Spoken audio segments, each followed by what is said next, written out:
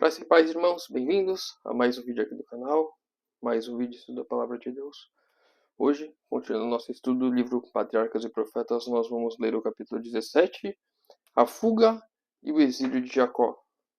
Antes de iniciarmos, gostaria de lembrar aos irmãos, vou ler apenas alguns trechos, vou comentá-los. Recomendo aos irmãos a leitura do capítulo completo, lá no aplicativo da Bíblia. O link está na descrição desse vídeo.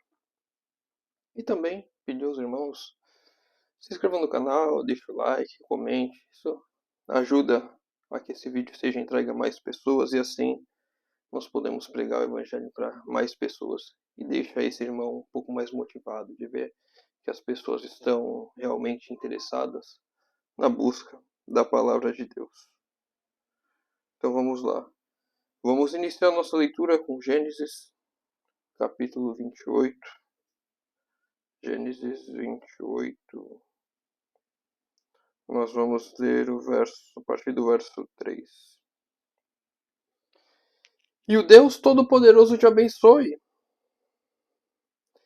e te faça frutífero, e te multiplique para que tu possas ser uma grande multidão de povos, e te dê a bênção de Abraão, e a ti e a tua semente contigo, para que herdes a terra em que és estrangeiro, que Deus deu a Abraão. Isaac enviou a Jacó, e ele foi para Padara, até Labão, filho de Betuel, o sírio, o irmão de Rebeca, a mãe de Jacó e Isaac. Então aqui nós vemos quando Isaac se despede de Jacó para que ele vá para outro lugar. O abençoa e agora dá a ordem para que ele vá, encontre uma mulher fora daquelas terras, para que ele possa ter uma grande nação, ser uma grande nação, e para que não tenha mais aqueles conflitos que estavam tendo entre os irmãos. E o capítulo de hoje, capítulo 17, Patriarcas e Profetas, a fuga e o exílio de Jacó, vai tratar sobre isso. Logo depois disso, ele dorme no deserto e ele vê a escada onde a gente começa a leitura de hoje. A escada representa Jesus, o meio designado para a comunicação entre a terra e o céu. Não houvesse ele, com seus próprios méritos, estabelecido uma passagem através do abismo que o pecado efetuou, e os anjos ministradores não podiam ter comunicação com o homem decaído. Cristo liga o homem em sua fraqueza e desamparo à fonte do poder infinito. Se hoje nós temos comunicação aos céus, nós podemos orar, levar nossas orações aos pés do Salvador, é porque Cristo veio aqui. E antes disso, como no caso de Jacó, que teve a visão da escada, é porque tinha a promessa de que Cristo viria e assim manteria essa comunicação. Se Deus for contigo e me guardar nessa viagem que faço, e me der pão para comer e vestidos para vestir, e eu em paz tornar a casa de meu pai, o Senhor será o meu Deus. E esta pedra que tenho posto por coluna será a casa de Deus. E de tudo quanto me deres, certamente te darei o dízimo. Jacó não tinha nada, ele saiu sem nada da casa de seu pai para o seu exílio. E a primeira coisa que ele faz com Deus é um pacto de ser fiel em tudo, fiel nos dízimos, fiel nas ofertas. Jacó, sem nada, quando ele percebe que há uma comunicação entre a terra e o céu, pelos méritos de Cristo, ele percebe que nada daquilo que ele fez, como Jacó, como enganador, poderia ficar mais nesse caminho. E ele precisa se entregar a Deus, para que ele não continue enganando, para que ele não continue nos mesmos erros. Então ele decide ser fiel. Muitas vezes eu e você temos falhado nesse sentido, falhado na questão da fidelidade com o Senhor. E muitas vezes tropeçamos e muitas vezes erramos e não entendemos o porquê, e é porque não estamos sendo fiéis. Porque não conseguimos manter a fidelidade no básico, no mínimo. O dízimo significa a menor parte. Se eu e você não conseguimos ser fiel na menor parte, quanto mais na grande parte. A palavra nos diz ser fiel no pouco e sobre o muito te colocarei. Se não conseguimos ser fiel no pouco, com a menor parte do pouco, o que dirá de nós? Como iríamos ser fiéis? Com mais, não seríamos. E o Senhor conhece. E seria só mais uma pedra de tropeço. Jacó nos mostra um exemplo de fidelidade quando não tinha nada. Ele promete dar sempre aquilo que é devido ao Senhor. Como esses capítulos são curtos, tem mais 3 parágrafos, eu vou fazer um comentário, um testemunho meu. Uma coisa que eu não concordo, né? Que é feito dentro da igreja e como eu agi nessa situação. Sempre que é feito aqueles apelos na igreja, as pessoas acabam sendo levadas lá para frente, mais como uma obrigação. Todo mundo está indo, as pessoas ficam com medo, só eu que vou ficar de fora. E aí as pessoas vão por um impulso, vão sem vontade, vão sem o querer.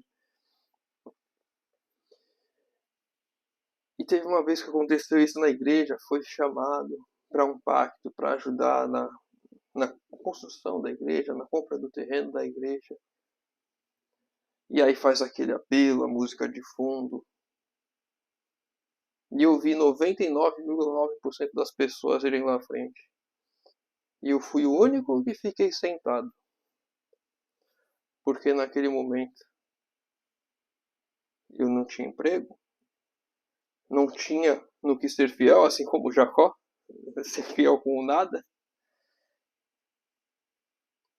Então eu não quis assumir um compromisso publicamente de nada que eu tinha. Mas aquilo me incomodou. E naquele momento eu era novo na igreja, não estava nem batizado, mas já tinha convicção do que é o certo, de como o Senhor gostaria que agíssemos. Então naquele momento, quando eu cheguei na minha casa depois, ali eu fiz o meu pacto com Deus. Ali em casa, sozinho, sem publicidade. E muitas vezes o que eu e você precisamos não é ser chamado no impulso na frente da igreja, mas eu e você precisamos ter uma conversa íntima com o Senhor. Eu e Deus, você e Deus, na nossa intimidade, no nosso lugar de oração. Ali nos derramarmos ao Senhor, mostrarmos nossas aflições, nossas angústias, nossas lutas. Nos colocarmos aos pés dele e permitir que ele faça uma obra por nós e em nós.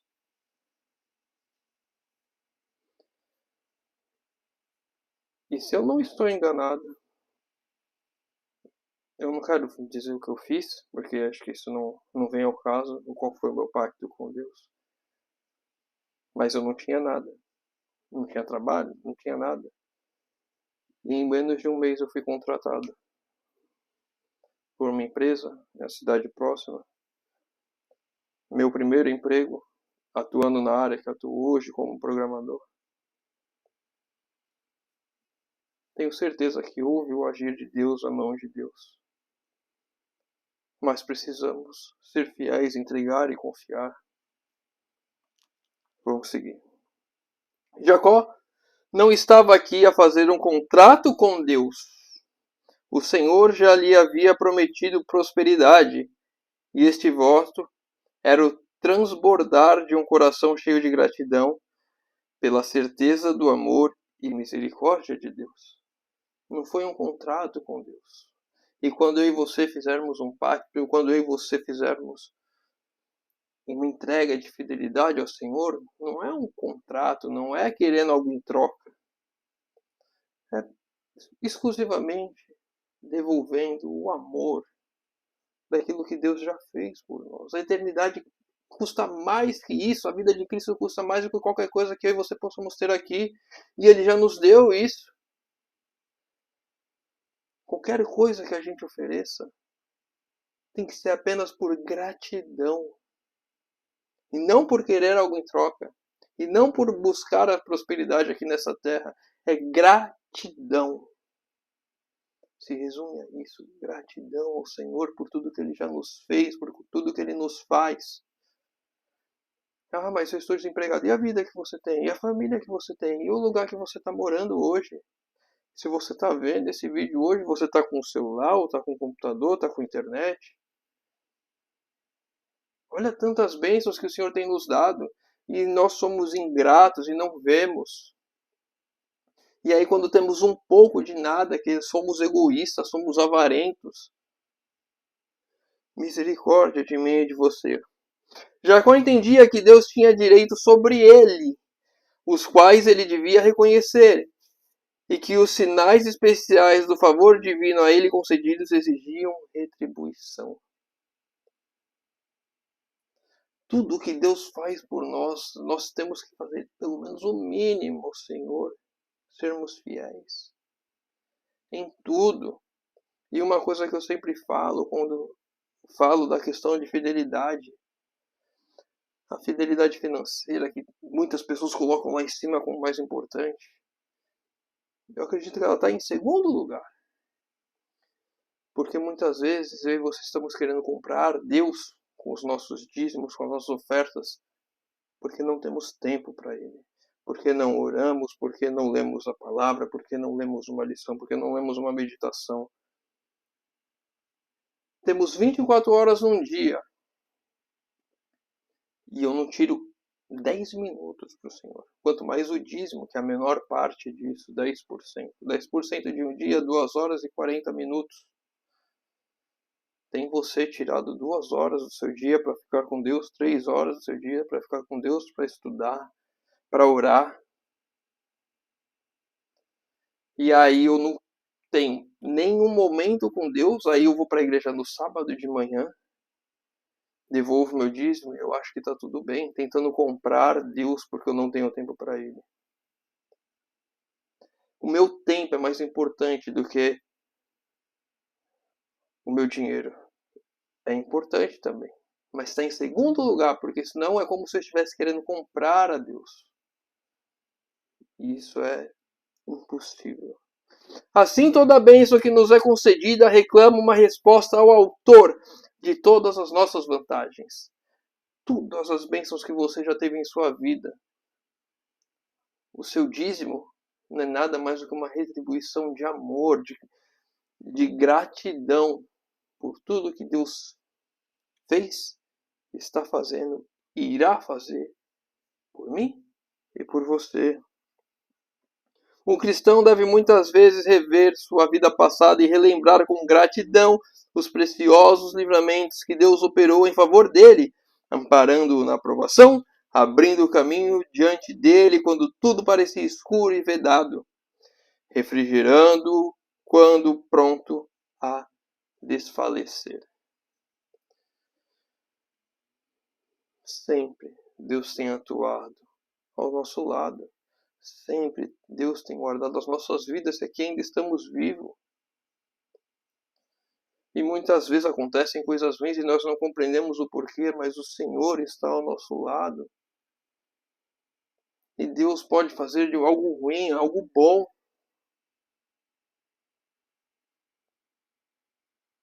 Mas se eu e você, ingratos como somos, não reconhecemos o mínimo das bênçãos que o Senhor tem dado a nós, quanto mais as grandes. Ou ao contrário, não reconhecemos as grandes bênçãos que o Senhor tem dado, quanto mais as menores. Deve reconhecê-los todos como provas do cuidado vigilante dos anjos celestiais. Em vista dessas bênçãos inumeráveis, deve muitas vezes perguntar com coração submisso e grato: que darei ao Senhor por todos os benefícios que me tem feito? O que eu posso dar ao Senhor por tudo que Ele tem feito por mim? O que você pode dar a Deus por tudo que Ele tem feito para você? O seu tempo, o seu dízimo. Isso é o mínimo. É o mínimo. E quando eu falo de tempo, que eu falei da questão de estudar, de orar, Eu não estou nem falando de evangelizar, de sair e pregar a palavra ao mundo. Sim, nossa vida tem que ser um testemunho constante, onde o nosso agir seja o testemunhar, mas muitas vezes, por não passarmos tempo com Deus, esse individual de estudar, de orar, nós não estamos sendo transformados pelo Espírito, o Espírito não tem habitado em nós e nós não damos o testemunho verdadeiro que deveríamos dar àqueles que estão ao nosso redor. O antigo costume, se bem que algumas vezes do mesmo se abusasse assim, como fizera Labão, produzia bons resultados. Quando se exigia do pretendente prestar serviços a fim de obter a sua noiva, evitava-se um casamento precipitado, e havia oportunidade de provar-se a profundidade de seu afeto, bem como sua habilidade para prover as necessidades de uma família. Muitas pessoas pensam que ali Jacó foi abusado por Labão, né? Fez ele trabalhar tanto. O trabalho é uma bênção, e vejam a profundidade disso. Ele teve tempo para pensar 7 anos que iria casar com aquela esposa, com aquela mulher. Ali ele se provou para ele, para o seu sogro, para a sua futura esposa, de que ele não iria deixar faltar nada, que ele iria prover aquilo que seria necessário para a sua família.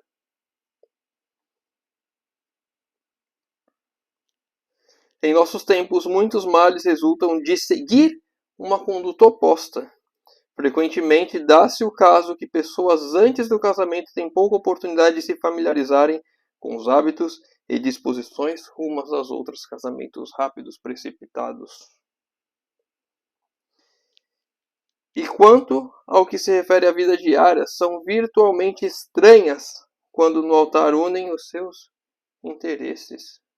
Pessoas estranhas, pessoas que não se conhecem direito, têm se casado e têm levado à ruína de muitos.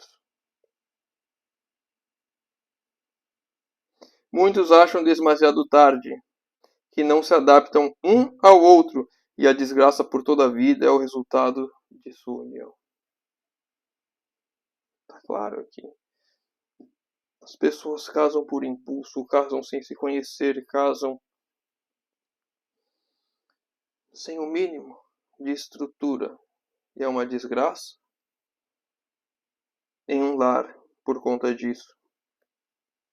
Frequentes vezes, a esposa e os filhos sofrem pela indolência e inépcia ou pelos hábitos viciosos do marido e pai. Se o caráter do pretendente houvesse sido provado antes do casamento, conforme o antigo costume, poder-se-ia ter evitado grande infelicidade. Precisamos conhecer com quem nos relacionamos, com quem pretendemos casar. Precisamos colocar o nosso caráter e o caráter do outro à prova, principalmente nesses momentos de dificuldade. Precisamos que isso seja feito, para que não haja desgraça em um lar, para que não haja famílias desfeitas. Muitas vezes agimos por impulso, agimos sem pensar direito, com pressa, e aí nós vemos a desgraça sendo feita. Último texto para a gente encerrar. A igreja de Cristo foi comprada com seu sangue. E cada pastor deve compenetrar-se de que as ovelhas sob o seu cuidado custaram um sacrifício infinito. Deve considerar a cada uma delas como tendo um valor inapreciável e ser incansável em seus esforços para observá-las em estado salutar e próspero. O pastor que estiver embebido do Espírito de Cristo imitará seu exemplo abnegado, trabalhando constantemente pelo bem-estar de seu rebanho, e este prosperará sobre o seu cuidado.